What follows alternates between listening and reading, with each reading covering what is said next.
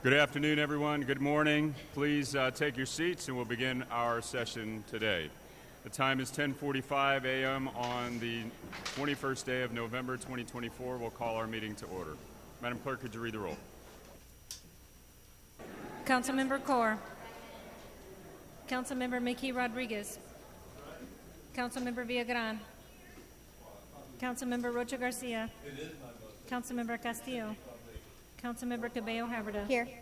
Councilmember Alderete Gavito. Here. Councilmember Velez. Councilmember Courage. Councilmember White. Mayor Nierenberg. Mayor, we have quorum. All right, welcome everyone to our City Council special session on the proposed Sports and Entertainment District in Hemisfair and the surrounding areas. Before we get started here, I'd like to make a few remarks and welcome folks to our City Council chambers if it's been a while. I do want to especially acknowledge some of our partners and some of the things you'll be hearing from today. Most certainly President Taylor Amy from UTSA. I also want to acknowledge the presence of Peter John and Corinna Holt, as well as R.C. Buford from the San Antonio Spurs. We have State Representative Barbara Gerben-Hawkins with us as well. Thank you so much for joining us today on what we're unveiling, which is a pivotal moment in how we think about and experience downtown San Antonio, one of the most unique center cities in the country in a growing and dynamic city on the rise. Much of what has been made about some of the work that has brought us to this point, but I want to clarify that largely what we're going to hear today has been the work of very good and solid due diligence. We started with a basic question: can this be done? It's an incredible vision. The answer is yes, and so now the public engagement process begins. And I want to be clear, what we're discussing today is well beyond a simple facelift. It is not just a collection of projects. It is a unified and comprehensive vision for how we transform the experience of our city for local residents and visitors alike. And I believe it's time we go all in on a vision to build a downtown that is the envy of the world. The convergence of necessary upgrades to several major assets have provided us with a once-in-a-lifetime opportunity. We have the chance to align our efforts to revitalize the old and build anew toward a more unified, modern, and desirable downtown, one that's also more livable. This effort can't be contained to any single decision we make at City Hall. The county, via other public agencies, the private sector, neighborhoods, and most importantly, the residents of San Antonio will be necessary partners to achieve this vision. But I want to highlight something very important. We are here today because San Antonio is a city that works together. We're an attractive place to live, start a business, and start a family.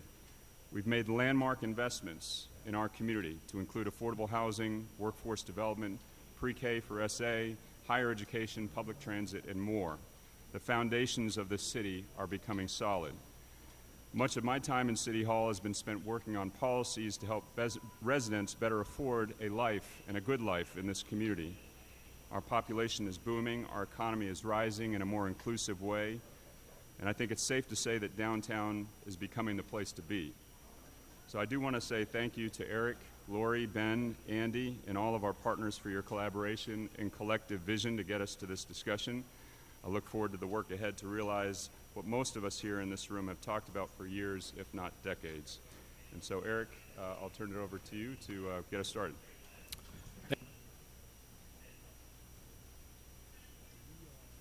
We're excited to share with you this morning a vision and unique opportunity we have as the 7th largest city in this country. The vision builds upon the incredible assets that we have that are important to our economy, our residents, and our community. It builds upon all the transformational projects underway in downtown now. The Alamo, UTSA's continued expansion, and others, all within walking distance of the Riverwalk and 15,000 hotel rooms. We've dared to plan big. Our deliberate goal was to create a vibrant hub of activity that fosters our civic pride. And you'll see that in Lori's presentation.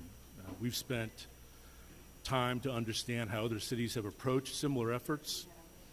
We've done all of this due diligence, in order to develop an informed vision and plan. And our goal was to develop the strategy first. That's why we're here today. That due diligence also gets us to a point where we can begin engaging the community and stakeholders, and that begins today. There is a lot of work to do, but today is an important day to share that vision, and I think it's critical to recognize that this is going to take an entire team effort with dedicated partners. So without further delay, I'll turn the podium over to Assistant City Manager Lori Houston. Lori? Thank you, Eric, and good morning, Mayor and Council. It is an honor to be here today in front of you to present the San Antonio Sports and Entertainment District. My presentation will provide the context on how we got here. I'll also talk about, what have we accomplished to date, and then talk about the next steps related to our funding plan and what we'll be requesting in terms of feedback. Now, Eric Walsh, Andy Segovia, Ben Grizel, and myself have been the team working on this, and we have done a lot of work. But it takes collaboration and partners, and we have several of those partners here with us today. First, we have Karina Holt and Peter Holt. Peter is chairman and majority owner of the San Antonio Spurs. We have R.C. Buford, who is the CEO of Spurs Sports and Entertainment. We also have Bobby Perez, Chief Legal Officer and General Counsel for Spurs Sports and Entertainment. We have Taylor Amy, President of the University of Texas, San Antonio. And we also have Juan Landa, who is the Vice Chair of the Hemisfair Park Area Redevelopment Corporation. The work you're going to see today is a result of many conversations and planning meetings over the past 18 months. While the partners and our consultants have accomplished a lot, we are still in the very early stages of this very layered and complicated project.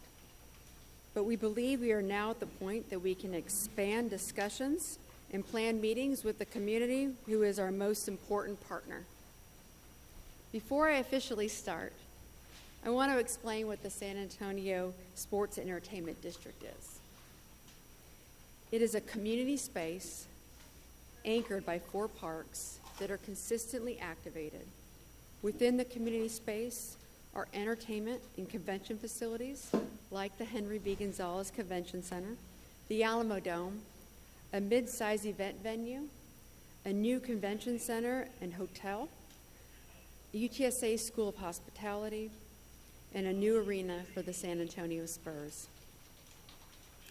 The goal of the proposed Sports Entertainment District is to create a dynamic environment that combines sports, entertainment, dining, shopping, and residential uses that attract locals and tourists, drives economic vitality, and is accessible to our entire community. So that's what we are going to be talking about today. Now, how did we get here? It really started with President Amy coming to city management and sharing with us his plans to do the public-private partnership effort that they've always talked about doing on this site that UTSA owns within Hemisfair. That is a 14-acre site, and they've always intended on monetizing that site, and what they wanted to do was issue a P3 that got some music going on, setting the tone. This is awesome. But what we really wanted to do is make sure that we could be great partners. That's Representative Hawkins, so Oh, she'll- no. I'm celebrating, Mayor. I'm celebrating. And so with that information from Dr. Amy, Eric and I were thinking, how can we partner with them? And then also, how do we accommodate our needs? At that time, we found out that Austin and Dallas were doing new convention centers, actually tearing theirs down and going brand new. We also knew that our Alamo Dome was getting old. It was about to turn 30, which is pretty old in indoor arena standards. We knew that we needed more hotel rooms to accommodate our vibrant convention business. And then we wanted to connect downtown to the east side. We've been talking about this for years, but this is an opportunity to do it and do it right. And finally, let's accelerate the development of Hemisfair. We've been doing it every 5 years. with our general bond obligation, but we need to do it faster. And at this rate, if we don't do anything, it's not going to be developed until 2032 or beyond. Now, with this information, we approached the Spurs and asked them, would you be interested in coming downtown? And there was a resounding yes. They are looking for a place to enhance their fan experience and their team experience. And if you know anything about Spurs fans, that energy is amazing, and it could actually go through this entire district. And then finally, our partner at Bear County. Their priority is what they do to the current Frost Center and the surrounding area. And so we want to support them as much as we can as they pursue the vision for that site, because you can't do one without the other. And so that's what we're all working on, and that's what we've been focused on for the past 18 months. Now, no doubt in my mind, a sports entertainment district, it's going to be transformational for this community. It's going to increase visitation. It's going to improve the quality of life for our residents. We will have adjacent development that's compatible with our community needs, and there'll be enhanced connectivity. And I'm talking about socially as well as physically. So what do we know? We do know that our convention center today is losing out on convention center opportunities. We have lost about 90 opportunities over the past 5 years for such large conventions that we could not pursue, mainly because we don't have enough exhibit hall space in our convention center. Those 90 conventions would have brought about 450,000 visitors to our community that would have spent over $700 million. So not only are we losing out on that opportunity, we're losing out on that visitation, because with visitation, when they come to San Antonio, they find out we're an amazing, culturally rich community, and they want to come back. We also know that our Alamo Dome is kind of a dinosaur, and we need to improve it. It requires significant improvements, and we recently found out about a year ago that NCAA is not going to be doing any more Final Fours in San Antonio beyond their commitment for Women's Final Four in 2029. And the reason for that is that our facility is too old, and they're looking to go into newer facilities that have the premium seating and public space opportunities that they're looking for. We also know that we need more convention center rooms. We need hotels that can provide us blocks for these large conventions. We have such an amazing problem in San Antonio, and it's that we have convention center business, and then we have leisure travel. We are a family destination, and sometimes our large hotels, they can make more money if they sell a room to a family versus doing a block room for a convention. So we don't want to be cannibalizing on each other. We want to make sure that we have enough hotel rooms for both markets. And then finally, a new arena in downtown San Antonio within a sports entertainment district would elevate that fan and team experience, connecting both to an activated district full of amenities within a quarter-mile walk. And I think we're all Spurs fans in this room. I think the majority of our community is Spurs fans. If we had a home within a sports entertainment district for our Spurs, just the energy and the community, it would be amazing. Now, what have we done? We have done a lot. We have worked on our property acquisition. We approached Taylor Amy about getting a right of first refusal for their property that they own in Hemisfair. We have that executed MOU. We have initiated discussions with the General Service Administration about acquiring their property that they own within Hemisfair, which is the federal building and the surrounding lots. We also, with everyone's help on the dais, established legislation referred to as Senate Bill 2220 that provided the city access to create a project finance zone. This is similar to what Dallas has and how they funded some of their convention center facilities. So what is a project finance zone? A project finance zone is a zone that takes a 3-mile radius from a center of a specific facility, draws that boundary, and all the hotels within that 3-mile radius of that facility, we can capture the incremental state hotel occupancy tax, which is 6%, and the incremental state sales tax from retail within those hotels, which is another 6%. That is a major tool. And City Council, once we got that established at the state level, City Council went forward in December and created 2 project finance zones, one for the Alamo Dome and one for the Convention Center. We also secured a planning grant of about $3 million from the U.S. Department of Transportation to initiate planning efforts to come up with solutions to connect the Near East Side to downtown. And so what that could do is it could really, fix the wrong that was made by the highway going through and dividing the community. And we can do that both at the street level and an elevated level. But it needs to connect the community, and then an additional benefit could be for the sports entertainment facilities. And then finally, consultants. It is a lot of work to get to where we are today, and we couldn't do it alone. We brought on Populous for our master planning. Populous is the group that did the Alamo Dome design 30 years ago, and they've done the improvements over the past several years. We also used Populous on our convention center expansion. So we had a team that knew our area that came in and hit the ground running. We also brought in Pape Dawson. Pape Dawson is one of our engineers. They have the traffic model for San Antonio, brought them in to do that important infrastructure and traffic modeling. We brought in CSL to do our financing projections as well as feasibility studies for each of our facilities, and then RLB to help us with cost estimating. All of this work is necessary to help us determine the feasibility for this sports entertainment district and figure out how we can fund it. So what are we doing now? So we've done a lot. What's been going on for the past year or so? We've been doing site planning. We've been doing concept planning. We are working on a funding plan for the entire sports entertainment district, and we are doing market feasibility studies for each of those items: the convention center, the Alamo Dome, the headquarters hotel, the retail and mixed-use opportunities, infrastructure, new concerts and event venue, and then an arena. Okay, but it's like outside. So first, the site plan. Anyone that does development, they'll tell you this is really a perfect scenario when you have a site that has 3 public partners and they're all working together. We have the city of San Antonio, which owns the land, the majority of the land, probably about 80%. You also have the General Service Administration of the U.S. government that controls the federal building and the surrounding lots. And then finally, the Hemisfair UTSA site that is controlled by UT Regents. But as I mentioned before, what is an entertainment district? And I want to stress first that if you look at this slide, you'll see there are 5 neighborhoods surrounding this area.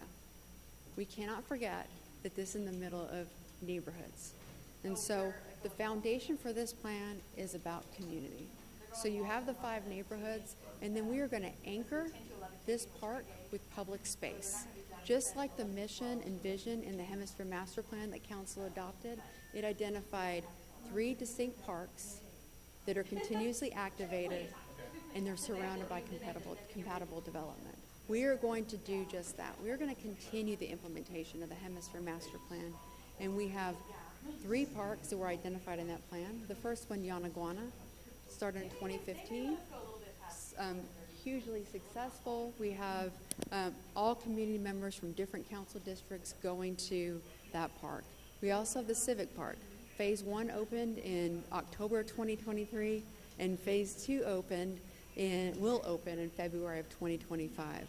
The Tower Park is the 3rd park in the master plan, and we hope to start preliminary design work in the next year. We also have an opportunity with the Riverwalk. The Riverwalk, the Convention Center, and Hemisphere currently converge at a point, but you really wouldn't know it. So how can we enhance those connections and bring them up into the park? And then finally, the East Side Connector. This would be a huge opportunity for us to reconnect to the East Side, providing street-level connection and elevated connection.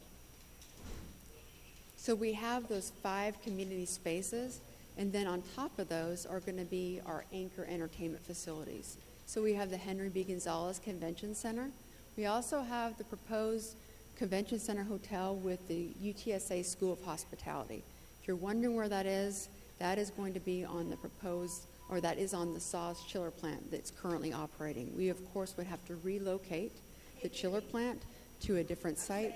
We are looking at, of course, the Alamo Dome, how we reimagine that facility, and then, of course, the arena and the event venue. Man killed after hitting barrier near runway at The 3rd ingredient in the sports entertainment district is potential mixed-use opportunities. And so those would be public-private partnerships that we initiate with the development community and also the community itself. What do they want to see in each of these spaces? We have about 62 acres, and that includes the federal property. It also includes property around the proposed arena site, and then, of course, the parking lots that are currently at the Alamo Dome. And then last but not least, what makes Hemisfair and San Antonio special is our authenticity. So we need to continue the community events that are currently in Hemisfair and give them an opportunity to expand and grow. So we have Jazz Alive, we have Diwali, we have Muertos Fest, and then what's also special about San Antonio is our public art and our local artists, making sure they have opportunities to be able to partner and do work within the district. And then finally, small business. You go to Hemisphere today, it has small businesses, the Paleteria, Dough, and other small business opportunities sprinkled throughout that site. Want to make sure that we continue that field because that is why San Antonio is such a tourist destination. We are authentic. That's what sets us apart from Dallas and Houston. So, feasibility. Each of these anchors needs to have a feasibility study to, one, tell us really what do we need to do, can the market support it, and then identify the spaces that need to be improved so we can develop cost estimating. So the first is the convention center. And this feasibility study is the furthest along. We're about 75% complete. And what we're asking CSL to do is identify market supportable space needs. That includes where should we grow, by how much, and what areas should grow. We also need to benchmark facilities in Texas, which we have done, in looking at other cities globally. We need to introduce spaces that are new, that include amenities and technology that will cater to future convention center attendees, and then develop industry concepts that protect market share and allow us to protect future market growth. We plan on returning to City Council on December 4th in a B session to present this full study to you, because we want to make sure that you feel comfortable with what the study says before we come back to you with a funding plan for this anchor. This is the program overview that we're looking at. So where would the convention center expansion occur? We want to make sure that we place it somewhere that we don't have to take down our convention center. So placing it somewhere that allows the convention center to continue operate and then us to grow. So this is on the area where you're all familiar with the Lone Star Room. It's at that river level. It's where the Hemisfair Convention Center and the river meet. We would put meeting room space at the river level, do exhibit hall space on top, and right now we have about 500,000 square feet of exhibit hall space. Want to grow by about 150,000 square feet.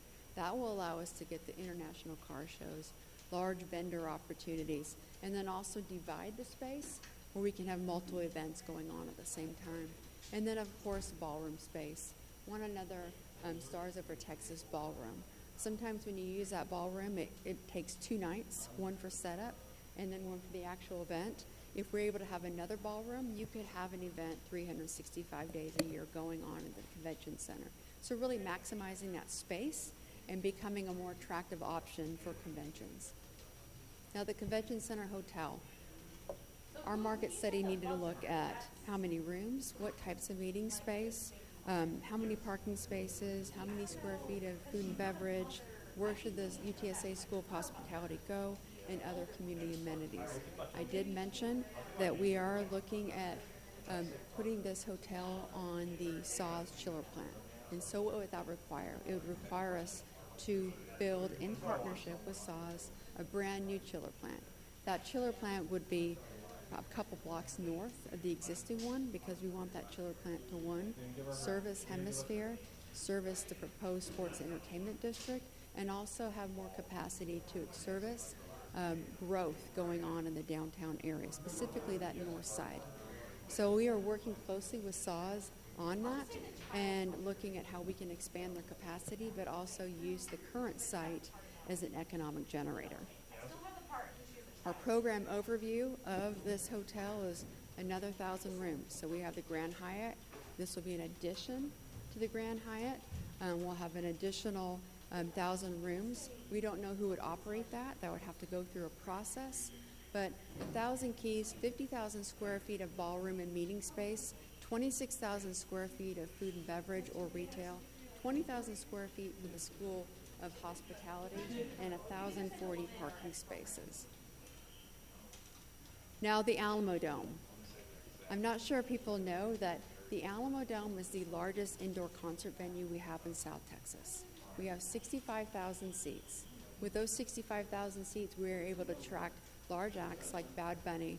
I know several of you all were there and you saw the energy. And what was interesting about that there was only a small majority of those individuals in that room that were from Bexar County.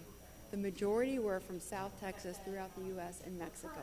So we've really established ourselves as the venue that can capture that South Texas and Mexico market. We are also the third largest venue behind AT&T Center in Dallas and NRG Stadium in Houston. So we need to really improve this facility so we can continue to have that foothold in South Texas. Now, we also need to hear from you today is what do we want to be when we grow up? What are the next 30 years for the Alamo Dome? Do we want to continue concerts? We could do that right now. We would need to do some major improvements. Do we want to do consumer events? We can do that right now, just with some major improvements. Also, UTSA football, it works great in the Alamo Dome. But if we want to continue to use the Alamo Dome for Final Fours, for college football playoffs, or large events like international soccer, that's a different scope of work. And I hope to hear from you all today if that's something you would like us to look at. Just for information purposes, the men's Final Four coming here April 4th through 7th. We expect that to be a $250 million return to our community. So these large events do provide a large return. Now we also need to look at our premium opportunities. Suites, technology, VIP seating, club space, lounge space. Those are all the things that you're seeing in the newer arenas coming online. Next, an entertainment venue. Something that we learned through the Alamo Dome feasibility study is that there are a lot of uses in the Alamo Dome that are for attendees of 6,000 or less. About 45 days are used for that type of attendance. The Alamo Dome is 65,000 seats. It's very expensive to turn the lights on. And so what we thought is let's create a new venue that can accommodate that type of market so we don't put that stress on the Alamo Dome and we can sell those nights to larger acts. So we're looking at converting the John Woods Courthouse into a 5,000 seat event venue. And what we could do is enhance the courthouse, which is historic. It's a round concrete building with no windows. There's not a lot of uses that can go in there, but this type of venue. We know that we cannot demolish it. There's a deed restriction on the property when we acquired it from the feds. And so 5,000 seats that can be removed. It can be another event space for conventions. They do like to come outside of the center sometimes. And this would be a space that's adjacent to Migrant Plaza that has been activated more and more over the past couple years. And so doing something like this would accommodate 5,000 seats for a mid-sized concert. Right now, within the proposed district, you have 65,000 seats, maybe 18 to 20,000 seats in a proposed arena. You have Lila Cockerel with around 3,000. You have Majestic with around 2,500. And so we could really do a large music event in San Antonio, not to mention all the public space. So this would be a huge generator for San Antonio, and we don't think it needs to be funded entirely by the public. A retail and mixed use, this is something else we want to hear from the community, and of course you and our market studies. What type of retail can be supported in this district? So is it residential? Is it parking? Is it restaurants? Is it sports entertainment retail? Is it office, institutional, or hotel? Those are the types of uses we need to know. But that also it's going to depend on what the markets can support. And then infrastructure. This is the thing that can make or break this project. So how do we make sure that the traffic flows when you have large events? So we're running models on What happens when the Alamo Dome is completely sold out? What happens when the Alamo Dome is dark but the arena is sold out? What happens when both are sold out? What happens when both are sold out and you have Muertos Fest? We are thinking big. This is going to require a lot of improvements to the interstate. Think having ramps connecting you directly to parking facilities versus having people go to the street level and using the local streets to find parking. So those are the types of things we are looking at to make sure we minimize that disruption to the neighborhood. Also looking at parking that's strategically placed, not just within the district, but within a quarter-mile radius. We already have about 10 to 15,000 parking spaces within this area with the River Center Mall, some of the hotels, and some of the offices. We'll need, probably 10,000 more. Where does that go? And where do we place it? And what type of public-private partnerships can we do to make sure that happens? We also have the East Side Connector. We have the Tower Park. We have interior and exterior road improvements. We have utilities. A lot of infrastructure will be necessary to support the sports entertainment district. And that's not just city infrastructure. It could be SAWS infrastructure, TxDOT infrastructure, federal highway infrastructure. So there's a lot of pieces in this. And then finally, a Spurs arena. There's no doubt in my mind that a Spurs arena wouldn't transform our community. It would be huge to have a Spurs arena in downtown in the San Antonio sports entertainment district. And you just can't dump an arena on that space without doing the sports entertainment district. It's all of these parts combined that make the energy that we want to see in San Antonio that will bring our locals to downtown. And what do locals do? They bring visitors because locals create that authenticity with the retail and the art and the community events. So, how do we fund it? I know that's on everybody's mind. And so the answer is we don't know yet, and we're looking for direction from council on that. So we have several potential funding sources. Some are not city controlled, but here's a list. We have private sector, and this is for the entire sports entertainment district, not just the arena or different components. So you have the private sector, Spurs, private equity, philanthropy, tax credits, naming rights. That's just a couple. And we also have hotel and rental car users. So you have the county venue tax. They completely control that, but that tax is fed by rental car users. That could be a potential source, but that is up to the county. We also have our project finance zone, Senate Bill 2220. Council established 2 zones in December of 2023 and identified 2 eligible projects. And that was the Alamo Dome and the Convention Center. So we already have some funding sources dedicated to some of those anchors, but there's nothing that could preclude us from adding another eligible project like an arena within these zones. Now, something about these zones is they're completely funded through state incremental hotel occupancy tax and state incremental sales tax. So it's not city funding, it is funding that users of hotels and rental cars pay, and the state would reimburse us that would go into this fund to help us fund these improvements. And then, of course, our city hotel occupancy tax. Those are potential sources. We also have developers, lease revenue. We have public improvement district, tax increment financing, or municipal management districts. The general taxpayer, we don't anticipate that the general taxpayer will pay for anything associated with the sports entertainment district other than infrastructure to support the entire sports entertainment district. And if that happens, that would go to the voters for their consideration. Now, I also want to stress that the arena will not be funded by the general taxpayers. We want to make sure that the only thing the general taxpayers pay for is that infrastructure. And so something that we want to make sure we say up front, clear, that this will be funded through multiple funding sources, that the arena will not be funded by the general taxpayer of San Antonio, but the sports entertainment district infrastructure may, similar to what we do today. And that is when we go for projects for Hemisfair. You have interior roads, exterior roads, you have park improvements.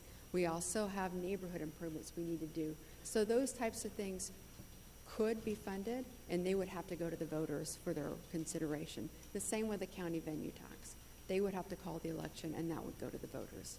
And then finally, you have visitors to the district that could pay for parking, and that could help. fund some of this, and then also other opportunities with state and federal grants. So what is our timeline? We are being very aggressive, but you see everything in that bluish green color, teal. Years 1 to 5, we anticipate those projects will either be complete or under construction. So that includes the hotel and UTSA School for Hospitality, the convention center, the Tower Park, the P3 opportunities with the John Woods Courthouse and the federal properties, and the arena and the development surrounding it. We want to be able to say that we have something, and specifically a convention center, the Tower Park, and a Spurs arena by 2030. We believe that's a reasonable time frame, and we've talked to Populous and our other consultants, and we think that can happen. But it depends on the funding sources when they flow in, and also other multiple items such as sequencing. You also have years 5 through 15, and that is the Alamo Dome and the surrounding lots. The reason for that is we made a commitment to the NCAA that we would host Women's Final Four in 2029. We need to keep that commitment. So we can't work on the Alamo Dome until after that commitment. We can be doing design work and then start shortly after, but then you also have sequencing that may be able to be resolved, but you need staging for the Alamo Dome construction. And so those sites may not be able to go under construction until the Alamo Dome is complete. And then if we were to do all of this, this would put us on the national, international map. There would be no other city in the U.S. that would have this density of these types of event venues and sport opportunities and community space. We could go after Final Fours. We could go after men's and women on the same weekend. We have enough facilities to accommodate that. We also have enough park space and hotels. We could go after the NBA All-Star Games. We could go after international soccer. We could go after large music festivals. We can't do that today, and we could do that with the implementation of this district.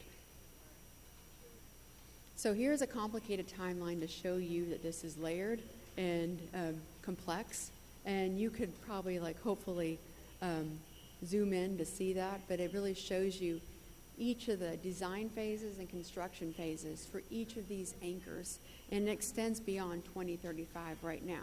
Now, we have not done any design. We're not even at preliminary design. That all may change once we bring in more consultants to look at this. But what are our next steps? We need to start the community and stakeholder engagement. So I'm ready to meet with the neighborhoods. I'm already getting appointments on their schedules so I can start presenting in December, January. I'm going to be meeting with the general community, several community stakeholders. They might be large meetings, small meetings. Working with Hemisfair, H-Park, and the Hemisfair users, because this is a community space. We need to retain that feel. We also have anchor partners. So you have the convention center. Its partners are Visit San Antonio, CSEF, and the hotels. So those are major stakeholders. So what do they want to see? But also the general public. The same for each of those anchors that you saw in that timeline. They all have their own community engagement process and their own construction and design schedule. We need to continue the feasibility and cost estimating. So as I mentioned earlier, we're only at 75% for the convention center. We should be complete with a draft and be able to come to you December 4th with that full presentation. And then as feasibility studies are complete, we will come back to council for that briefing. Once we have those feasibility studies, then we can talk about funding. And we have to develop a funding plan for the acquisition of the UTSA property and GSA property. We need to do a funding analysis for this entire district plus the individual components, contractor engagement. I'll be working with AIA San Antonio and ULI to do a contractor open house so they understand that each of these components has its own procurement process and they will all have an opportunity to participate in this exciting project. And then we need to solicit a program manager. I cannot do this. H-Park can't do it. The Spurs can't do it. We need to make sure that we have the right entity to control this and that they hire a program manager similar to what you see at the airport. And then moving forward, we're going to continue working and doing our due diligence on a sports entertainment district. We want to hear from you today. Do you like what you see? Do you want us to keep going? We're going to establish an MOU or framework with the city, the county, and the Spurs to support the vision between each of our partners, and that vision is for both the Sports and Entertainment District as well as the Frost Center and the surrounding area. We need to support each other, and there is going to be opportunities for us each to partner on each of our priorities. And then we need to develop a funding plan for the Spurs Arena in coordination with the Spurs and the county that includes multiple funding sources, but will include a city funding source. We want to make sure that we hear your feedback today on that.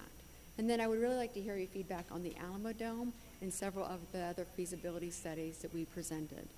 Now, here's a beautiful picture. This is a rendering only. No design has been done, but this is kind of give you an idea of what it could look like. But we want to share a video that we've had produced to really give you all an idea of what a sports entertainment district is, as well as the community. So David, if you could go ahead and cue that video.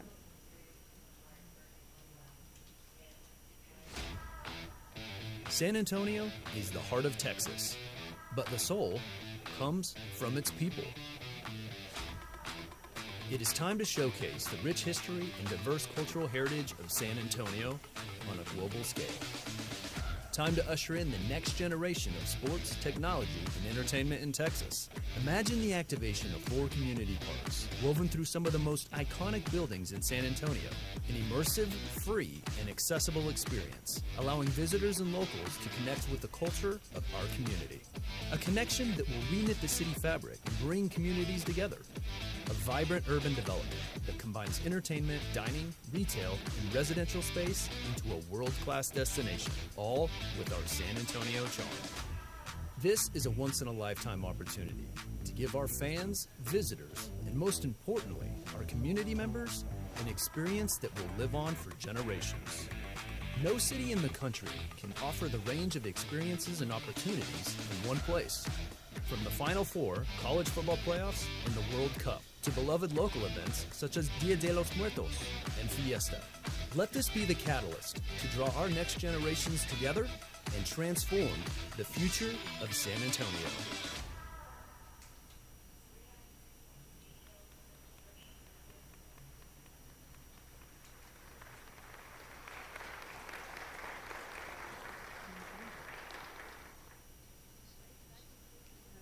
And Eric, myself, Andy, and Ben are available to answer any questions. Thank you very much, Lori. A comprehensive, inspired, albeit complex vision. And I'm reflecting on the fact that we always talk about San Antonio's secret strength being collaboration. And I would say it's a vision achievable in a city of San Antonio because of that kind of collaboration and teamwork. So with that, excellent presentation. We'll get now to council discussion. We'll start with Councilmember Alderete Gavito. Thank you, Mayor. Lori, that was a great presentation. Thanks so much. I see so many strong community leaders here with us today, so thank you so much for attending as a show of support for this exciting presentation. For years, the city has been working on revitalizing downtown and drawing people to the heart of our city. This plan, if executed properly, can be an important step towards realizing that vision. The most crucial part of the plan to me is the economic impact it will have on our city, where we have such a high poverty rate. Looking at slide 4, we can see some of the economic impacts this plan will have on our community. The conventions, the other item I'm excited about is that conventions bring a ton of business to the city, and we're missing out on a lot of opportunities because of the convention center's limitations. So I'm glad that the convention center is one of the first items being studied. The other item I'm especially interested in is the possibility of a new Spurs arena. No one can deny that we love our Spurs in San Antonio. They're central to our culture here. So I hear some concerns from residents about relocating the Spurs arena, and I say to that, we need to ensure that the franchise has what it needs to grow and remain one of the best sports franchises in the country. That being said, I do want to clarify, Lori, funding for the arena will come from a combination of state visitor tax, hotel occupancy tax, and car rental tax. Is that correct? So what I can share is that we don't know where funding for the arena could come from. Mm-hmm. That slide that I shared was potential funding sources. Now, what we would, the funding sources you identified that could be used for the arena It could be a combination of several, but one that comes to mind is the project finance zone. Senate Bill 2220, City Council already established 2 zones around the Convention Center and the Alamo Dome. We could, if council chooses, add the arena as an eligible project for that project finance zone. So that's one way. The county venue tax, that's the county's, and if they choose so, they can do that, and they would bring that to the voters. And then there could be potentially be tax increment financing and other revenue that could contribute to it. We will not bring the arena to the voters. There will be no general taxpayer dollars going towards the arena. The funding sources that the city is looking at would be the TIF, as well as the Senate Bill 2220 and others that are identified, but not on the backs of city taxpayers. So then residents wouldn't be funding the arena unless they're staying in hotels or renting cars. Is that correct? Yes. Okay, perfect. Thank you. And Councilman, let me add that's the last slide of the presentation. I mean, that's one of the reasons why we're recommending we develop an MOU with the county and the Spurs, and then jointly work on what are those funding plan options.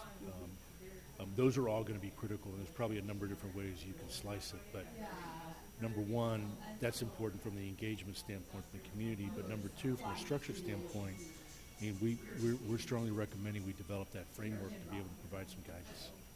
Yeah, absolutely, because I know that when we go to our neighborhood meetings, our residents are going to ask us these tough questions. And there's a lot to be excited about in this presentation, but we also need to make sure that we have the talking points to answer to our residents on how this won't impact the general fund, on how, unless they're renting a car or staying in a hotel, then they could potentially be impacted. I think that that's going to be extremely important for us to make sure that we have that information when we go back out. The last point I want to bring up is that we need to make sure that we involve VIA in the discussion and incorporate park and ride. We hear so much from residents, their concern, and how much they avoid coming downtown because parking is difficult, and so there's going to be a lot of attraction with this new plan, and so we just need to make sure that we have a good partnership with VIA and a good transportation plan to go with it, so that way we can all get down here together. I mean, looking at this plan, it's exciting, but imagining events, games, all of that kind of stuff, and we all know what it's like to be stuck in downtown traffic. Thank you, and that is a priority. That is the one thing that can make or break this if we don't do it right. And parking, that is something that I've heard from you many times, that your community doesn't like to come downtown. So we need to make sure that parking is easy to access, it is affordable, and easy to find.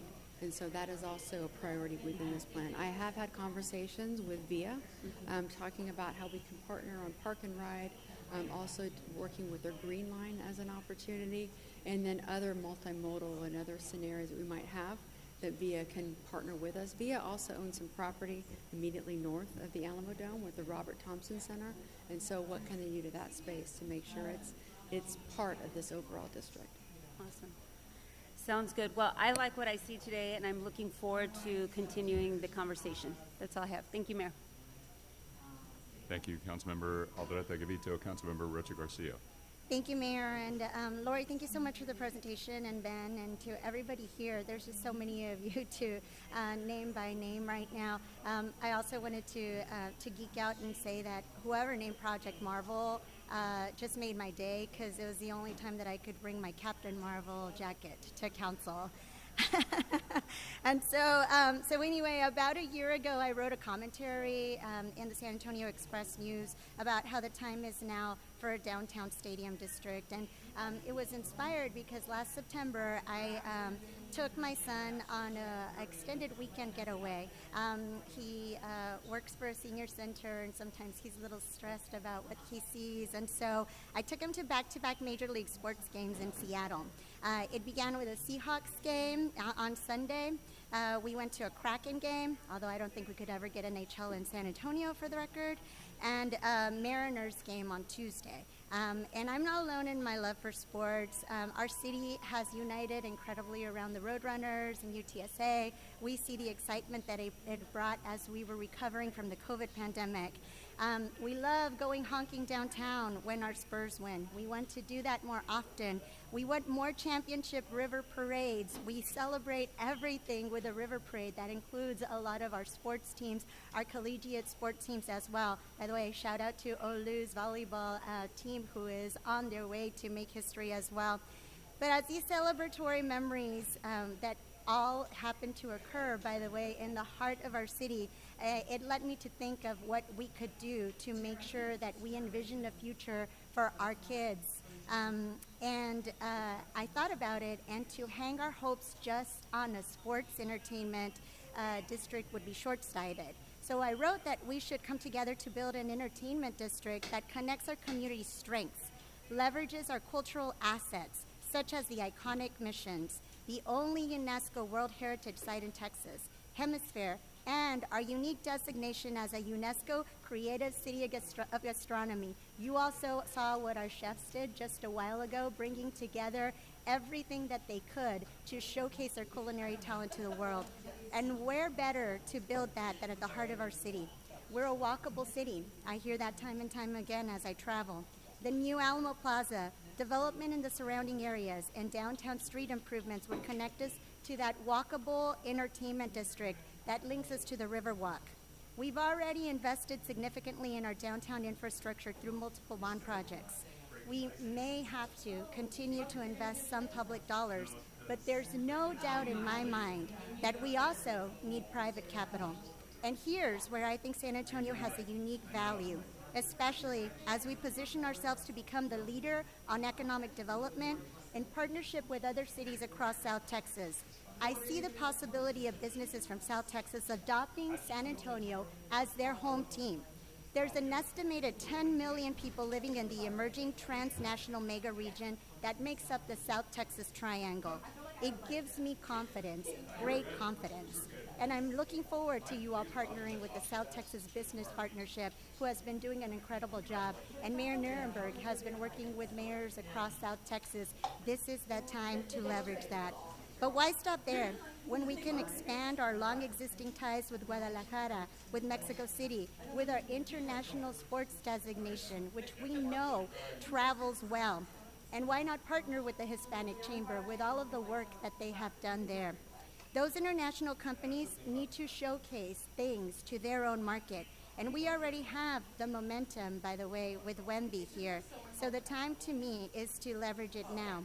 Let's have something like a borough market that is surrounded by this entertainment area. Let's have our small businesses partake and participate and take advantage of the business that we will be bringing. Let's set up a place for our small businesses to rotate and showcase what they have to offer. But let's be thoughtful, purposeful, and visionary about it. Let's be thoughtful with community input to redevelop the Frost Bank Center and not leave anything behind. Let's be purposeful with sharing our culture with our visitors. Let's be visionary by shaping the future. As a professor, I'm so excited that UTSA is partnering up on a School of Hospitality. As a matter of fact, when I got on council 5 years ago, I talked to Mr. Carrizales, shout out to Mr. C, and I asked, why can't we have a School of Tourism and Hospitality at UTSA? Why can't we turn the ITC into a School of Hospitality? A year later, the mayor appointed me to visit San Antonio. As a member of Visit San Antonio, I hear regularly about the missed opportunities that our city has missed because we don't have the resources necessary to secure some of these larger conventions. And I hate losing business to Austin. As president of the San Antonio Housing Trust, I ask that we involve the Housing Trust and any other partners in the opportunity to be proactive about any displacement that can occur as a result of what we decide as a council and as a city. And selfishly, Lori, you asked about any plans for the Alamo Dome. I've said it a couple of times, but Climate Pledge Arena in Seattle has been a great example for reuse and adaptability. So my shameless plug for if you haven't visited that arena, that is the arena of the future, and that is what San Antonio should be looking to do. So I'm looking forward to more discussion, but I know that it's the residents that are not here today that should be the ones that have the most say. And I'm looking forward to what my colleagues will say. I invite you to leverage all of us. Everybody has unique strengths, and they have the ability to bring the community together to really make this a reality, and more importantly, where everybody wins. So thank you to the entire team. Looking forward to continued discussions. Thank you, Mayor Pro Tem. Thank you. Councilman Calais? Thank you. Lori, that presentation was pretty spectacular. It's one of your best, and blew my socks off. You can't see it from here, but it also blew Taylor Amy's socks off. Literally, right, Taylor? I got to ask you, one thing stood out. You asked the question, do you like what you see, right? And do you want us to keep going, right? I challenge people to ask the exact same question about the east side of Hemisfair right now, right? And the Alamo Dome. Do you like what you see? And would you like to see something better, right? I have yet to meet anybody out there who says, I love what I'm seeing on the east side of Hemisfair Park, right? And to me, it looks blighted. And our city center deserves better. Our Alamo Dome area deserves better. I'm a true believer in this opportunity to create some transformational change here. And there's two people I want to make sure that we not overlook, right? One of them is State Rep Barbara Gerben-Hawkins. The other one is Senator Menendez. Both of them fought tooth and nail to pass the legislation needed in order to accomplish an expansion of our convention center and to be able to pull some of this off. None of this can be done without them. And there will be a day where everybody in San Antonio stands in front of this new project and pats themselves on the back and said, I brought this to San Antonio. Not true, right? It was Menendez and it was Gerben-Hawkins who made this all possible, and they deserve an enormous debt of gratitude.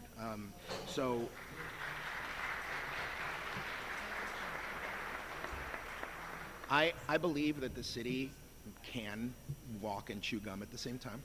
I think that we should walk and chew gum at the same time, and I think we must do that, right?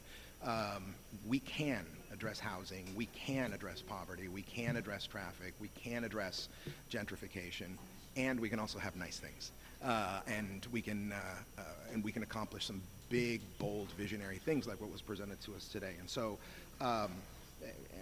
we always, when any city has this discussion, there's going to be a lot of journalists and a lot of naysayers out there that, that trot out this tired narrative, right?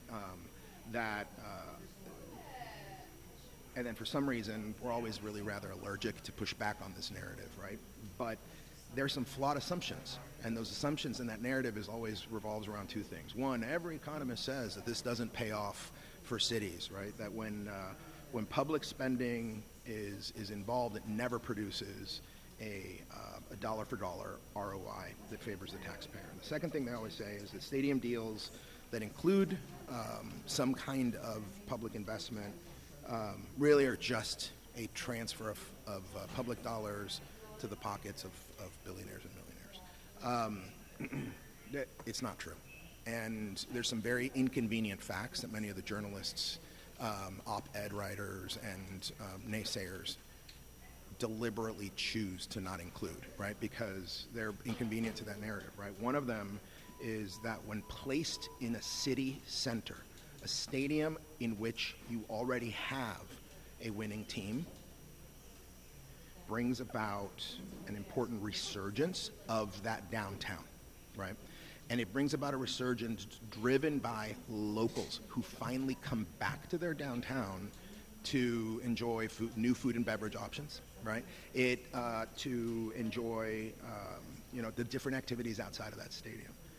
It benefits always hotel revenue per available room, the RevPAR that everybody talks about. It increases the number of people staying in your hotels, right? It increases tax revenue every time for school districts. It increases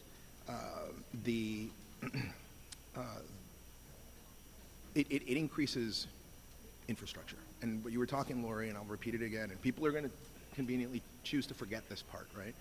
We're not proposing, and I have not heard a proposal, that tax dollars go to pay for brick and mortar of a stadium. What I heard you say is that the proposal is that the city upgrade infrastructure to benefit a whole bunch of different projects, including the John Wood, soon-to-be concert facility, a major hotel with a UTSA component to it, and all the different benefits to the Hemisfair Park experience and our convention center and our Alamo.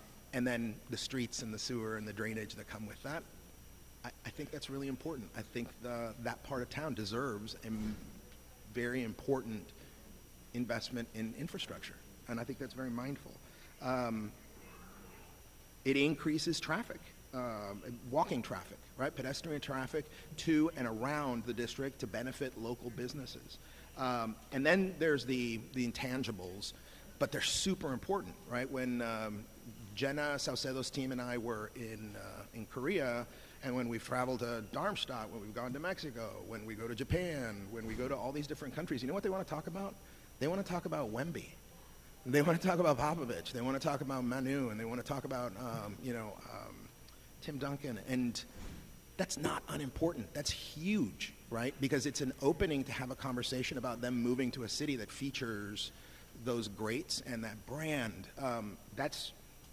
That should not be discounted, right? The reputational win is enormous by having the Spurs here in San Antonio.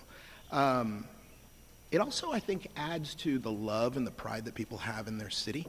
It's how many times have you just drive around San Antonio, and the number of people that are wearing jerseys, short-sleeved tank top jerseys while it's cold outside, is not surprising because of how much love they have for this team. That has an intangible, incalculable value, right, that should not be discounted. There's really only 3 brands in the city that I think that are beloved, right? One of them is the Spurs, the other one is H-E-B, and then the third one is Chief McManus. And there's that brand value for the city, and the way it makes my constituents feel is not unimportant and shouldn't be dismissed. And then what is the dollar value, right? The dollar value of the experience for grandparents to take their grandchildren to go see the great Spurs play, right? To be able to wear that jersey, to have a day at Hemisphere. What is that worth, right? Because Councilwoman Rocha Garcia was talking about the experience, capital E experience, right? San Antonians deserve those spectacular, memorable, forever memories. And I think that we've missed the mark. I really do. I think we missed the mark by not having that stadium and all these amenities downtown a long, long time ago. And so I also think that people ignore the fact that this is going to require thousands of people from the trades, welders, electricians, plumbers, masons. That's a good thing. And then there's the multiplier effect, right? We know that, Brooks, for example, had a 4x multiplier effect at one time. Toyota had a 5x multiplier effect, and today they're much, much higher. There's nobody out there that can contest that this won't have a similar impressive multiplier effect, because they always do. So I do, however, recognize the arguments, and they're important, right, against having some kind of investment by the city. And so, Eric, what I'd like to do is to see and challenge everybody in the room to do some things that other cities haven't done. I won't vote for a deal unless it includes a community benefit agreement with the nonprofits here in town and with community advocates. That has to be done. I won't also entertain a deal that doesn't include a mandatory competitive minimum wage at the stadium, and including the janitors and everybody who works there, right? That has to be a stadium for San Antonians, operated by San Antonians, and it has to be dignified, well-paid work. And then lastly, I'll tell you, I do want to have a conversation at some point that this is not just a deal about pride and experiences and amenities and infrastructure, but these sports teams, they make a lot of money from broadcast and licensing revenue, and I'd like Lori to have a conversation about whether or not the city of San Antonio, if it's going to invest in this, deserves to be a participant the way other investors would be in broadcasting and licensing. And so what I envision, and I think it's what everybody here envisions, is a downtown that belongs to San Antonians as much as it belongs to the tourists. And for way too long, we've been designing downtown just for tourists. And we're so proud of all the tourists that come here, and that's really important. But I do hear from my constituents, they want their downtown to be their downtown again. And I think that the Mission Stadium was an important step in that direction. I think that this concert venue at John Woods, the stadium, the hotels, the convention center, the Alamo, I think that returns downtown in large part to my constituents. And so I will unequivocally say right now, I do think that the city of San Antonio needs to participate in some kind of financial way to the development of what you presented today, Lori. And that's not a position that I'll waver from. You have my support. Thank you, Councilmember Pelaez. Councilmember Cabello-Haverda. Thank you, Mayor. Lori, the short answer to your question about moving forward is yes. I'm 100% in support of furthering the exploration, moving forward with ideas for this. Today, Council has been about big thinking. This morning, we had these great culinary masters that are about to be in our airport, and now this incredible briefing. I think this is a start of what I expect will be an ambitious and I believe very inclusive conversation from the group about the future of San Antonio and downtown San Antonio, but really our entire city. And we talk a lot about transformational vision, but I think real vision like that will uplift us all. So I think we have to get it right, and we must be responsive to our community's input and their questions. Projects of this scale don't just change the skyline, as I mentioned, they change our entire city. And I do think that how we live and work and connect as a city is all tied to this. So with big ambition, we have big responsibilities, and especially to our community. We're talking about significant investment and major impacts on downtown residents, businesses, and others, even our visitors. Hopefully there'll be more of them. I do want to see where this can go, and I do ask you to explore the possibilities with some concepts in mind as you move forward, and I'm going to be pretty specific. I think that all successful districts like this have mass transit factored in, and so I know you mentioned it, Lori, but I think that's going to be crucial to the success of this district. How this development is going to affect nearby neighborhoods, and I don't leave out the east side on this, where we're coming from, particularly those in historically underrepresented neighborhoods. And we want to make sure that as we plan forward, we're ensuring that residents aren't, of course, displaced or left behind as the district evolves. And how transparent this is going to be. I know there's a lot of studies that are going to be completed, and but I want to make sure that we're keeping the community informed and engaged. It's easy to kind of come in at the beginning and then come at the end with community. Well, I won't say it's easy. It's not easy. It's difficult. But I think it's more difficult to keep them engaged during the process, and I think that's going to be really important. And then how we're looking at long-term economic benefits, not just in terms of jobs and tourism dollars, but also ensuring that local businesses are thriving. And I don't just mean in the district. I mean, it's going to have a broader impact. So how it's going to impact the small business ecosystem as a whole, I think, is important to consider. These conversations can be very uncomfortable, and I think, that's growth, right? There's growing pains. But I acknowledge that what's uncomfortable for some means quality of life for others. So I think that's why these conversations are so important. And I do expect that the feasibility briefing will be shed light on how this project fits into our broader goals for us to continue to be thriving and inclusive and resilient San Antonio. Until we get that briefing, I hope that this can be a transformative project and it's done right, including the entire community. And I want to be clear about that. We do want to talk to nonprofits and advocates, but we need to go to where the residents are, one in each quadrant or one in each district, whatever it is, not just one, some in each district. But we can't expect the residents to come to us. They're working, they're raising families. We have to go to them as much as possible. So as much as we can do that, I think that's going to be crucial as well.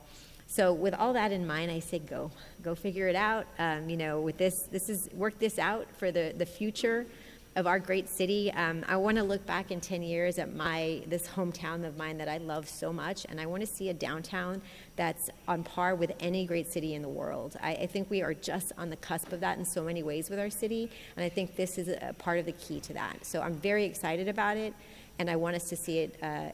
I wanted to see it lift us all as a city up. So thank you. Thanks, Mayor. Thank you, Councilmember Cabello-Haverda. Councilmember White. Thanks, Mayor. Lori, Ben, Eric, everybody that's worked on this, thank you so much for it. Dream it big. Dream it big. My staff is tired of me saying it. We talk about it every week. Dream it big. That's what our city needs to do. And this potential project, this is big. Our city is already great. Our citizens, though, they demand that we should continue to strive to be even better than we are. We have hardworking people, fantastic food, and a culture that is special and unique.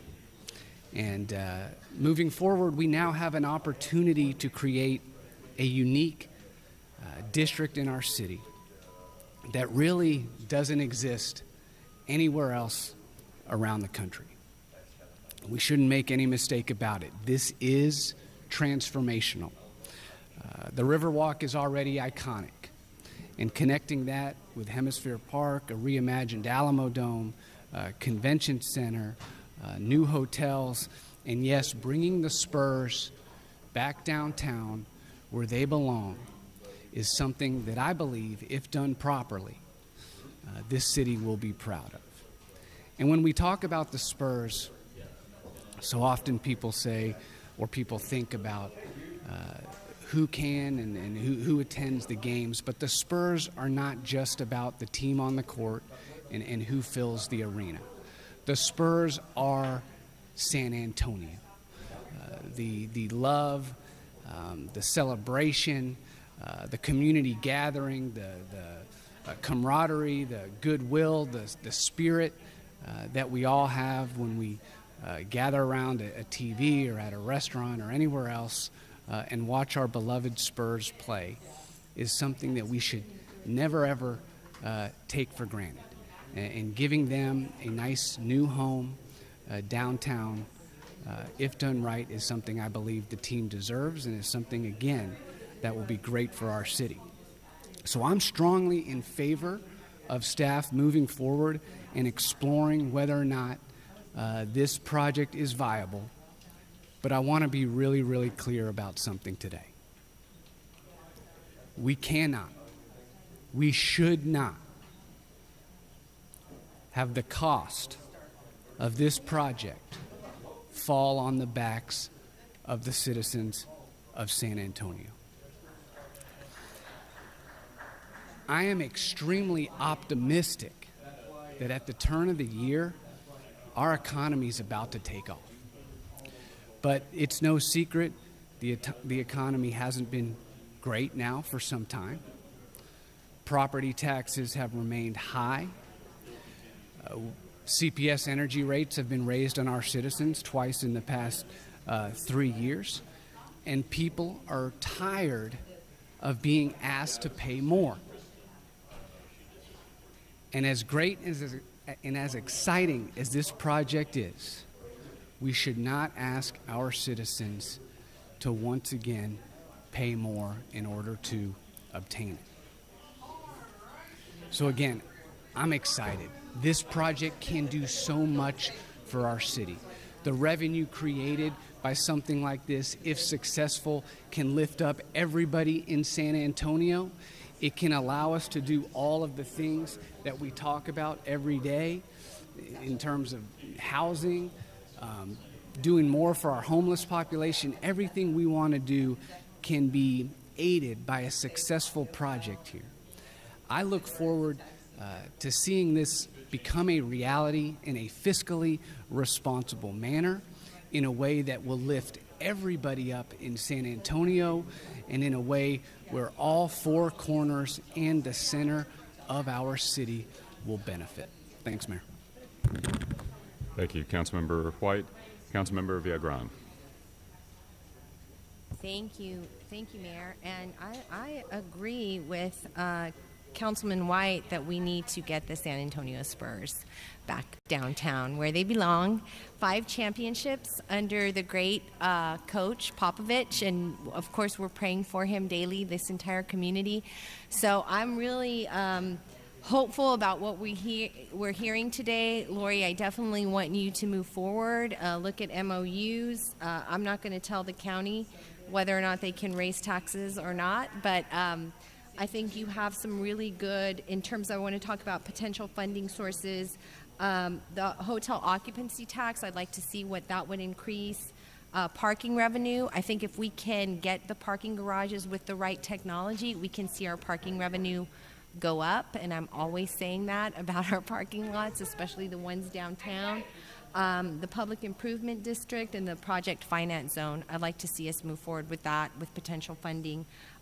Consultants, I think we're going to need to spend a lot of money on consultants in terms of traffic pattern and infrastructure, and look at bringing people from different areas and different parts of the world to come in and see how we manage that, because we had Billy Joel Sting, Dia de los Muertos, all this weekend, that one weekend, and it's going to be hectic. But the one things that I didn't hear that I would like to hear as we move forward and as you take this out to the community is housing for the workers, public safety, and ensuring that both the arena and the areas around are going to have the public safety that they need in terms of fire and police.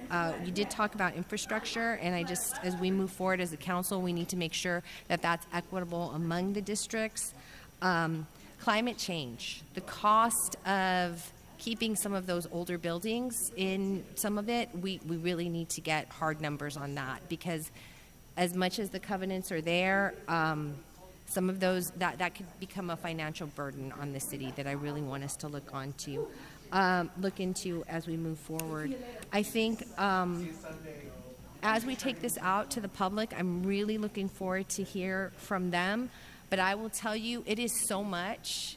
And if I had to pick 2, it would be the arena and the East Side Connector would be my priorities as we move forward. So that is definitely the things that I think as we talk to and I think you're going to hear that from the community also. So I love the 1 to 5 years plan, but I think what doesn't ever move from that 1 to 5 years plan is the arena and the East Side Connector. A lot of great ideas that I've heard from my council colleagues.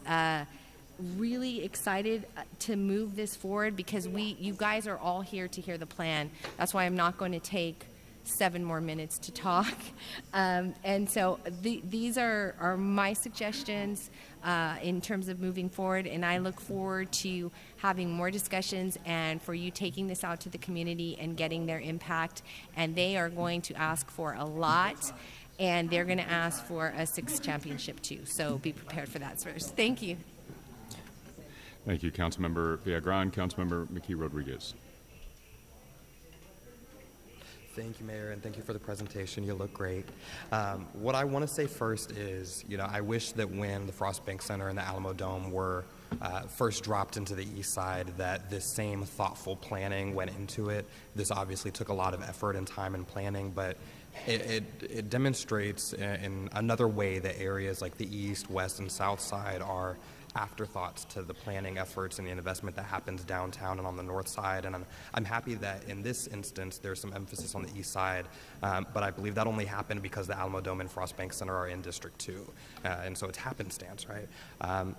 Perhaps the only reason I'll express cautious optimism is that there's an opportunity here to undo wrongs of the past that my constituents have desired for longer than I've been alive. I was speaking with Representative Gervin Hawkins before we got started. I know she's incredibly excited. I shared that I'm balancing a lot of complex reactions and emotions to this presentation. So what I will convey today is a bit of that conflict. What most conflicts me is the fact that the next steps and whatever happens as a result of today's conversation will have a distinct and tremendous impact on my district. So I'll start with what excites me most. Y'all know that highways and train tracks have been used historically as tools of segregation and redlining, and ours segregate our historically black neighborhoods and businesses from downtown and the rest of the city. You go from seeing a beautiful, vibrant convention center and immediately are drawn to a dark underpass that screams, "Do not cross, do not go here."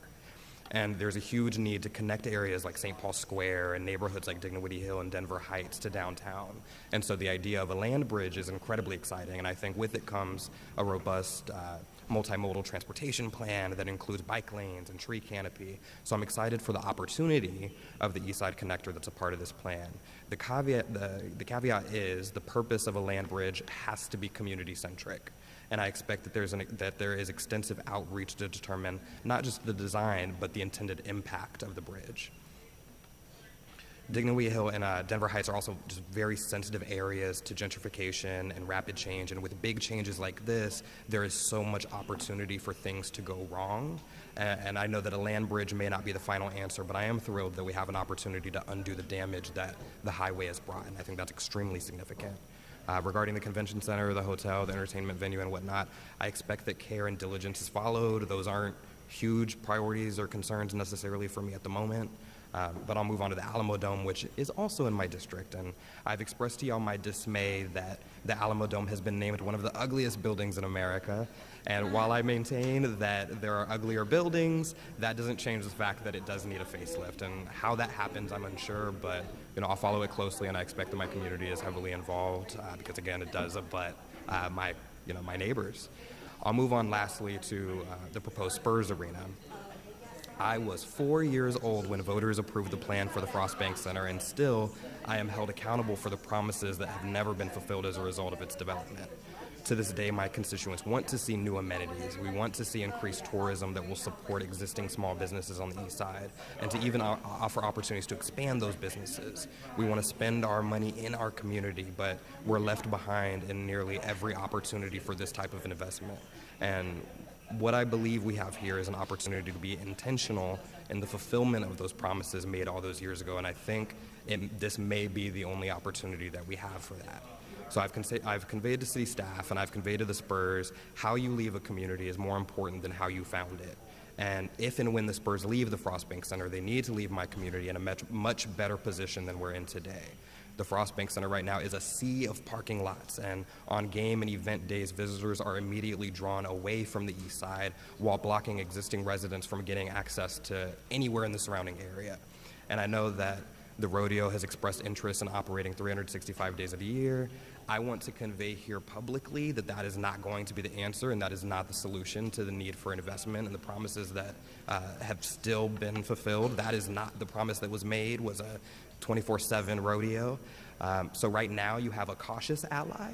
I will not be that unless the same thought and care that went into this broader plan happens for my community as well in the surrounding area. That same diligence and work that was done to put together this plan, I expect that to take place in the area surrounding the Frost Bank Center. That means that we determine a plan for the sea of parking lots, the Freeman Coliseum, the Coca-Cola plant, the golf course. I want to see a master plan. I want Coca-Cola brought in as a stakeholder, and I'd like to offer them an incentive to relocate so that we can utilize that land that they occupy. We need to be, very strategic about the future of our city, and it's going to take a lot of intergovernmental coordination, which has not necessarily been anyone's strong suit, and it's also going to take a lot of trust building and work throughout the community, again, which has not been necessarily been a strong suit. All that said, just a couple months ago, we were discussing a deficit. We were discussing services that need expansion, but we're not going to be able to provide it, that our constituents rely on. And we held off on some of the major needs of our community. And we had to balance, again, our public safety goals, specifically in getting resources to our firefighters. And we were talking about what of the things that we need do we need to cut? And the community is looking at us right now, and it's asking itself, what happened to that deficit? My street is at the end of a 5-year list, if it's even on it, and some of this is somehow going to happen before that. And really what I hear is a question of priority. So I would say my direction is to go ahead and explore next steps, but I don't think it will be wise to ask voters for money when we're experiencing a deficit. People will conflate the city's budget with a tax, no matter who is putting it on the ballot. So the warning also goes to the county. I'd say as much private investment needs to go into this as possible. We're talking about, billions of dollars stacked against thousands of residents who are experiencing poverty. And so again, the question of priority is one that we're going to have to answer to them. There's a delicate balance that needs to be met. So I'm reserving my support for now, and it will take a lot of effort to get it, starting with a new master plan for the existing arena and the surrounding community. But I'm optimistic that we have an opportunity here to provide justice to communities that have been wronged. Thank you, Mayor. Thank you, Councilmember McKee Rodriguez. Councilmember Kaur. Thank you, Mayor. I agree with Councilman Rocha Garcia's comments that Project Marvel was a really good name for this. I'm a huge Marvel geek, and one thing that you do learn is that with this superhero power, you have great potential, but placed in the wrong hands, used the wrong way, it can really be disastrous. So I think it's a good way for us to make sure that we're doing this project, but doing it in the right way. So obviously this is a huge opportunity for downtown and Hemisfair. Hemisfair is already the most trafficked park, and it's actually the most traffic from residents from all of our districts. Oftentimes people will come up to me and say, oh yeah, you get to represent downtown, but I think what you hear from the dais today is we all represent downtown, we all care about it, and I think that's so awesome to be able to share that with all of my colleagues. I know that I was at a meeting yesterday with this university roundtable group, and one of the women asked me, how are you bringing people back downtown? We are in a new state post-COVID, right? Some of our offices are relocating. We have a new community that we need to build. And one of the ways that we need to revitalize downtown is by bringing our local residents back and creating more plaza-like spaces that will help them come back and enjoy the whole day there. I understand that there is this idea that the Spurs games are a little bit expensive at times, but people still love going to them. One of my friends who's in the service industry yesterday told me she and her girlfriend went to the Thunder game on Tuesday night and had an amazing time. And they were sitting in the 400s, but they still went and were able to enjoy the camaraderie of the Spurs that everyone really in our community enjoys. So that being said, what are the things that could go wrong? And so I want to make sure we highlight this. The first is housing. What we've realized in the last few months, what I have specifically realized a lot, is we do not have enough efficiency housing that's affordable downtown. The mayor and I were a few weeks ago at the opening of 100 Labor, which is the apartment complex right across Hemisfair, and it was beautiful. We got to hear from the residents there, and it's affordable housing complex that's going to be within walking distance of this. But one complex is not going to be sufficient for the amount of housing needs we have downtown. And so it's incumbent upon us that we make sure we're going out and procuring this land before development occurs and we can't actually manage what kind of affordability goes on it. And so I think it's really important that we not miss the mark on affordable housing downtown as we move forward with a lot of economic development and growth. The second thing is that I wanted to share is that, and Councilwoman mentioned this too, Eric and I went to go see a development that occurred in Atlanta, and what we noticed was a lot of the businesses and food establishments there were all national chains. No one wants to go to Applebee's ownership, and no one wants to go to an Applebee's at downtown at Hemisfair, right? We have some businesses that have made Hemisfair to this point. So one, we have to protect them. We have to make sure that they have endured all this construction and more construction to come. So we have to make sure we eliminate barriers for them so that they're able to stay, but also ensure that when we do have these RFPs that go out that for development to come in, that they make a commitment, just like our airport made this morning, to local chefs, to local owners, business owners, so that they can reap the benefits of the economic development as well. And the third thing that my neighborhoods would be completely sad if I did not mention, but can we bring up slide 22? This is, and Councilwoman Villagrán mentioned this is the absolute most important thing that we cannot get wrong, and it's the infrastructure component. If we do not invest in the public transportation right around there and make sure that VIA has got what they need to actually get people to games, if we don't invest in micro-mobility that we always talk about in this area, what's going to end up happening is our neighborhoods that have made this area so great, Lavaca and King William, are going to face a lot of the traffic challenges. So we have to make sure we get this infrastructure right. And we have to make sure when we are building this infrastructure that we're doing it in a way that's expedient and minimalistic in terms of disadvantage to the people that are there. So in terms of next steps and feedback, Laura, you mentioned the Alamo Dome and Bad Bunny. I absolutely think we need to have investment into the Alamo Dome because, yes, Bad Bunny came once, but on his second tour, he chose not to stop here. And so it's important that we make sure we reinvest in that area to one, bring that up. And I don't think Councilmember McKee Rodriguez could have said it any more perfect in all of his comments. I was very thoughtful about what he said, and that the land bridge is really important to create that connection, but it has to be community-centered. So that if families can't afford to go to the Spurs game, what are the opportunities in and around where they can still experience it at a low cost while using public transportation to get there, maybe bringing their own food and snacks and still being able to be a part of the community, even if they're not getting a ticket to go into the game. And then the second thing is creating an innovative funding plan. I think you've heard a lot from our colleagues about what our constituents feel about paying a tax for going to a game or coming downtown to an event that tourists are really attending. So it's important that we come up with an innovative funding plan, whether that means extending the PID, thinking about what our tours are doing, whatever, and increasing private investment into this area, because economic development spurs more development, right? So let's think really innovatively and creatively about how we are funding this, and then find great words to explain and make sure that we are really being clear about what that looks like. And then the last thing, and this is the most important thing in my opinion, is real community engagement. So that doesn't mean just going to the neighborhood associations and giving them a presentation.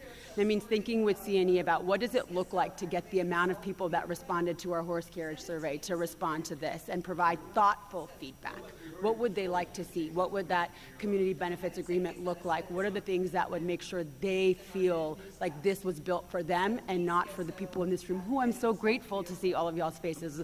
We would love to see this every Thursday during a session, but that's who we are really doing this for. So we have to make sure that they are the center point and the focal point of this work. Thank you, Lori and the team, for your presentation and for putting all of this together. And again, thank you to all the partners that are here. And thank you to my council colleagues for all of your thoughtful comments and words to support. Thanks, Mayor. Thank you, Councilmember Core. Councilmember Castillo.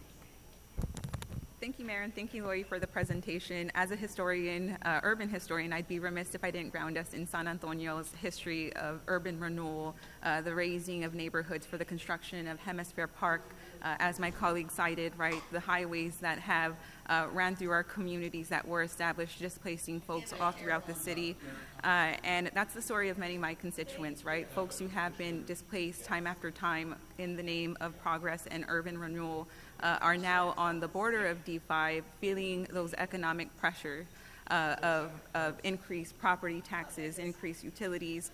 And with that, right, I share the same sentiment as my colleague that I believe that no San Antonio taxpayer should bear the brunt of the construction of a new sports arena. I think, as my colleague has mentioned, I think what's important is that there is a robust community benefits agreement that is established. And what I would caution is do not do what was done with the Missions baseball stadium. That's an example of what not to do. But there's opportunity to learn, to engage community, and establish a legally binding community benefits agreement. And there's a couple of examples that have been established with the Nashville Soccer Stadium, the Milwaukee's Bucks Arena, the Staples Center, and then the City of Atlanta, in partnership with the sports team ownership, established a legally binding community benefits agreement. And I think that's something that we should research and see how we can move forward with implementing similar. Now, this plan, again, I would like to see that while we're working towards the framework, that it includes local Unite Here 23, the union that represents hospitality workers and hotel workers, because there is a huge focus, whether it's UTSA's School of Hospitality, the construction of a new hotel. This is something that impacts folks that live all throughout the city. There's many hospitality workers that live in District 5, and I want to ensure that their take is being implemented into whatever robust plan that comes about within this framework. I think in terms of finance, when we talk about the public infrastructure improvements, how much are we anticipating to cover for infrastructure in this proposed plan?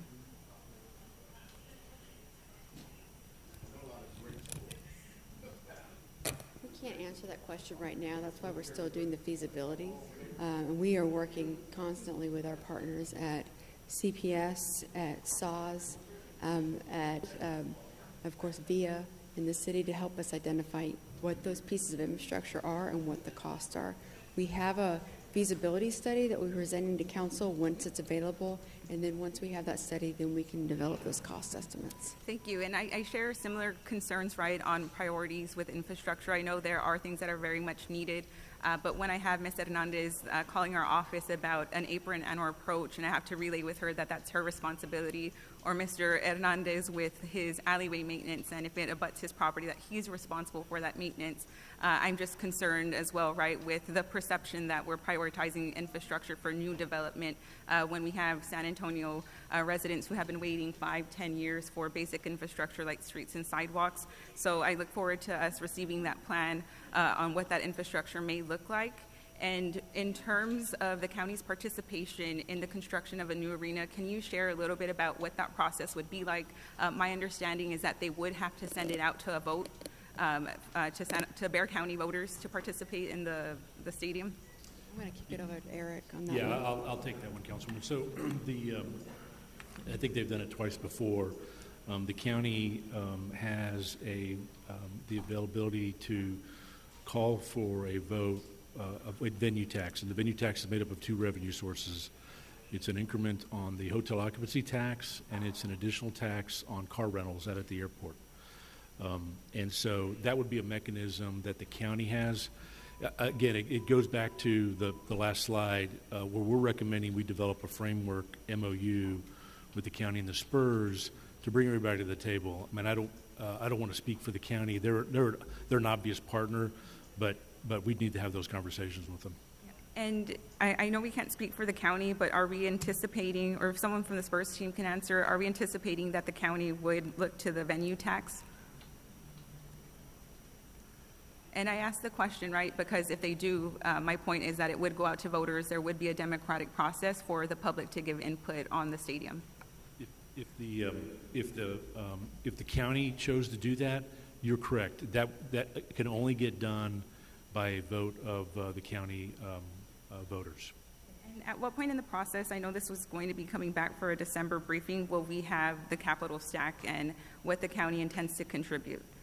Well, I think based on today's conversation, we'll certainly start engaging the county on this MOU. The December presentation will be specific to the convention center. Any updates that we have on that front, we can include in the presentation to you at that point. And then in terms of a community benefits agreement and with the entire framework, what my expectations are is that we use union construction to help facilitate and materialize the vision that stakeholders and council approve of, as well as the county, ensuring that there is a livable wage consistent with the city of San Antonio's wage that goes up. I think what we've run into with the Hyatt, for example, is that was a fixed rate, so their minimum wage is with the city's wage of that time and has not gone up with inflation or with the city's minimum wage. So I want to ensure that we avoid that with any new hotel that takes place that's city funded.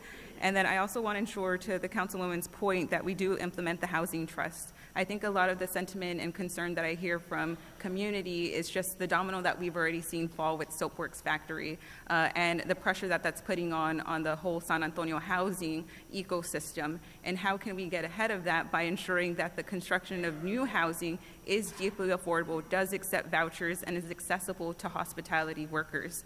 And I know that's a concern that I hear, that I heard today in the crowd, and I just want to ensure that as we move forward, we are righting some of our wrongs through a community benefits agreement, ensuring that we are not replicating history that has displaced community members and the folks that have helped build the city of San Antonio. While the east side of Hemisfair, right, a comment was made that they need reinvestment.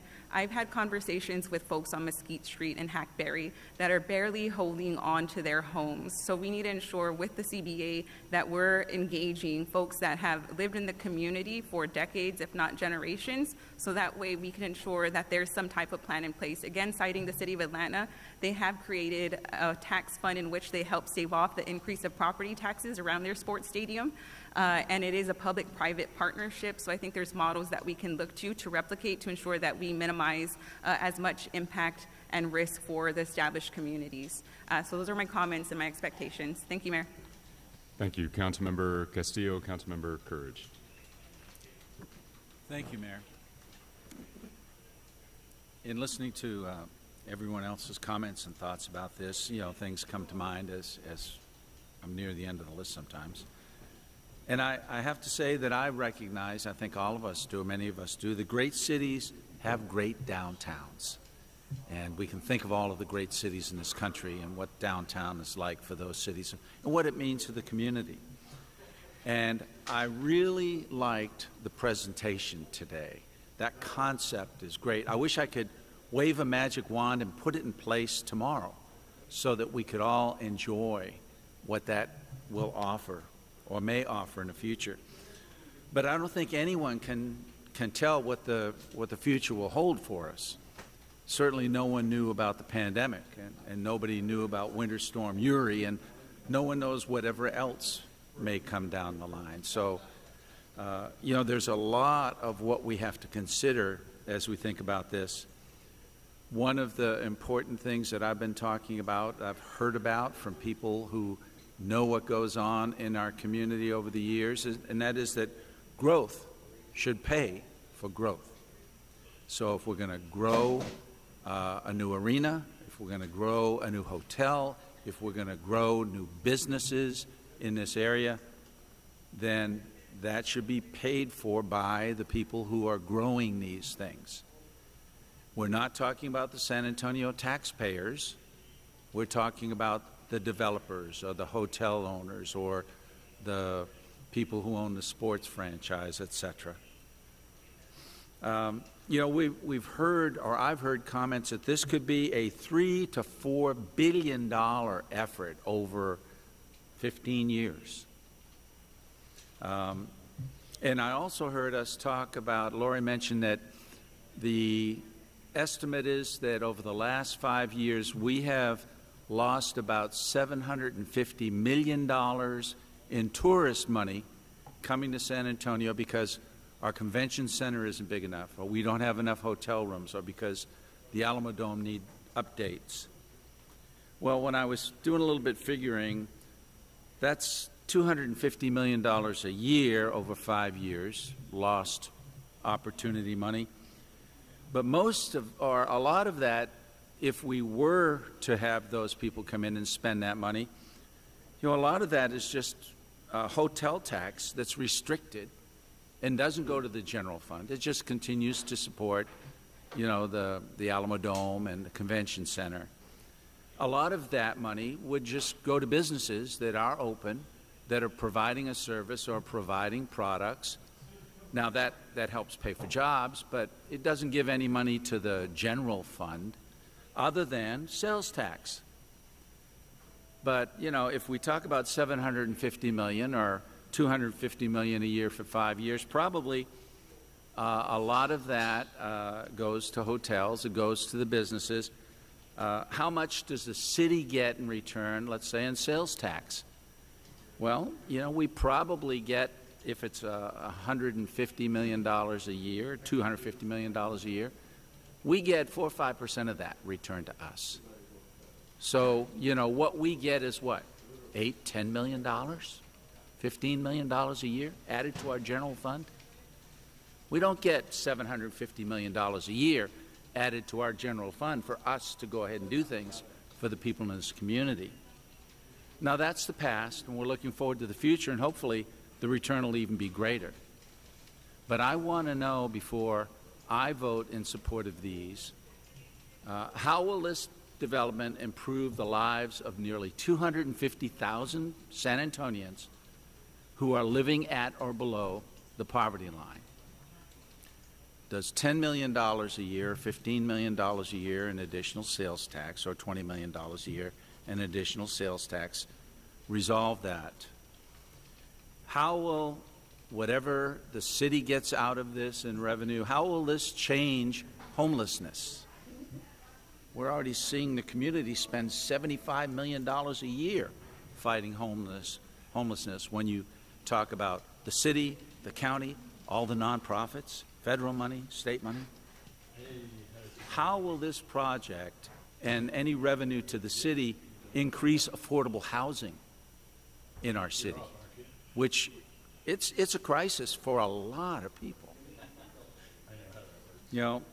How how will this provide more better paying jobs to San Antonio residents? People who will work in hotels, and they work in restaurants, and they will work in concessions in the arena and the Alamo Dome and at the convention center. But what about more better paying jobs? And how many families with income levels of, let's say, $40,000 to $60,000, certainly not poverty level, but how many of them will be able to afford to go to the hotels that get built, the restaurants that will be built, the concerts that will be held, the Spurs games that will be held? How many will be able to go there compared to today and comparing it to 5 or 10 years from now? And, what's the anticipated or hoped for financial return to the city, and how can we commit that revenue to the benefit of residents in the future? I need to see some numbers about that, and not just, we're going to get an extra $250 million a year in tourist money, and what does that really equate to money to the city of San Antonio, and what will that enable us to do for the people who live in this city? So we need to really break this down into real numbers and not just say, well, it's going to cost us $3 or $4 billion, but it's going to be the growth that pays for it, not the city.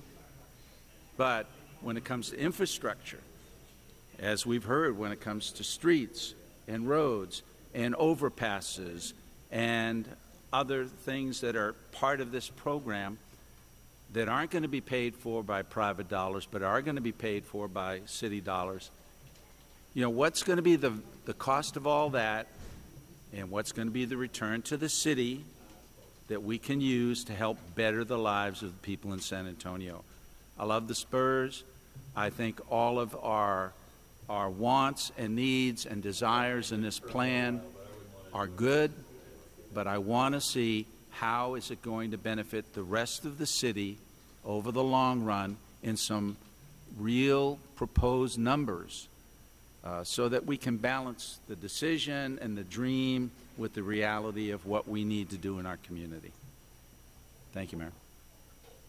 Thank you, Councilmember Courage. Any further discussion on the presentation today? Councilmember Plies. Very, very briefly, I also think, and if Alex Lopez and Brenda Hicks Sorensen are here, maybe they're not, I do think that we need to explore creating a simultaneous and parallel economic development push to attract, more employment, more companies downtown. We need to also include velocity. I see Renee Dominguez back there. We need to include velocity in that conversation. We can't just be talking about this one district, Lori. I mean, there's some really important assets that we can conceptually include in the conversation as we're moving forward. And Jenna and Sarah Karabias Rush need to be involved in that conversation as well. So if you guys can help me figure that out, I'd really appreciate it. Those are my only comments. Thanks, Mayor. Thank you, Councilmember Plies. Anything further? Well, just sitting back and listening to the conversation, Eric, I think everyone who sees the images and understands the comprehensive nature of this vision is probably struck by the enormity of it and the transformational capacity of it. That's not lost on anybody. This is a city of big dreams. There's no doubt about that. What separates us in this day and age right now, given all of the big things that this city and the city council, this community has been able to accomplish, is that we are willing together to work towards it and execute. There's so many things that we could put on the list. The one that's coming to mind since it was on the agenda today is the airport, but it's an example of no longer settling for just having an aspiration, but using our talents, our capacities, our resources together as a community to achieve a bold vision for the future. We have every cultural and community asset in the world to leverage. One of the unique cities in America, we know that. A city that has enjoyed the benefit of heritage and culture that is unmatched in the world. And what I'm hearing today is that there is a sense of urgency to do right by our community, to achieve that vision in the right way, but also willingness to go out and take the first steps. So Eric, as far as I'm concerned, the message from my colleagues today is we got a lot of work to do, but let's get to work. Eric? Yeah, thanks, Mayor. I was looking at the words that I said at the beginning of the intro, that there is a lot of work to do, but I wanted to thank the council because I thought this was a good, solid conversation in terms of the things that are priorities to you. One of the things that we have done as we've gone through the planning effort is look at what's worked in other cities and what hasn't. And I appreciate the examples. We're going to have to be thoughtful, and I think today's launch and the engagement, we certainly will think through how we involve all your offices in that engagement, and it is too big for us not to get right. We're committed to it. We have huge partnerships, some of them in the room, and we're going to rely upon them, and we're going to start following up on the things that you shared with us today. And I wanted to thank the council for that conversation because I think it's helpful for us to make sure that we're on the right railroad track. Thanks, Mayor. Thanks, Eric. And we'll just close with the fact that a lot of people didn't believe that the San Antonio Spurs could be the gold standard of sports franchises in the world, but look at what they've been able to accomplish, and I think our city can do the same thing. So thank you all for being here. Great presentation, Lori.